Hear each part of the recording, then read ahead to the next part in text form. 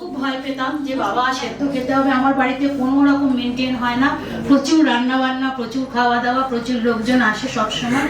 কিন্তু তারপর যখন আমি রেশমিদির কাছে যাই, ওনার ডায়েট চার্ট মানে ফলো করে যখন স্টার্ট করি, দেখলাম খুব সহজ এবং মনে একটা আলাদা আনন্দ অনুভব হয়।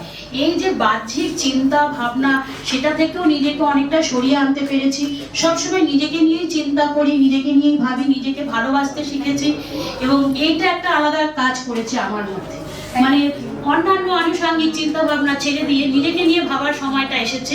ছেলে মেয়ে বড় হয়ে গেছে, বিয়ে দিয়ে দিয়েছে, এবার নিজেকে যে সময়টা দিতে হবে, এখন নিজেকে নিয়ে ব্যস্ত থাকি এইসব ডায়েট নিয়ে, নিজের শরীর চর্চা নিয়ে। এবং 1 ঘন্টা ডেইলি না হাঁটলে একটা মানে অনুশোচনা বোধ কাজ করে মনের মধ্যে, যে কি একটা যেন করলাম না, হ্যাঁ একটা যেন কি করলাম না, অপরাধ বোধ কাজ করে। সেই জিনিসটা থেকে এখন আমি অনেক ভালো আছি এবং আমি তো রেশমিদিকে কোনোদিন আর ছাড়বো না, একদম হাত শক্ত করে ধরেছি। এবং আরেকটা যেটা ভালো বলার কথা, আমার অনেকগুলো মেডিকেল প্রবলেম ছিল, সেগুলো আমার এখন মানে আমি গত মাসে ব্লাড টেস্ট করেছি, সব রিকভার হয়ে গেছে সমস্ত। এখন আমি অল ইন অল সুস্থ, কিন্তু যেটুকু মেডিসিন না খেয়ে নয়, সেটুকু তো আমাকে খেতেই হবে, কিন্তু আমি একদম সব কিছু থেকে একদম নির্মূল হয়ে গেছি। Thank you so much. আমি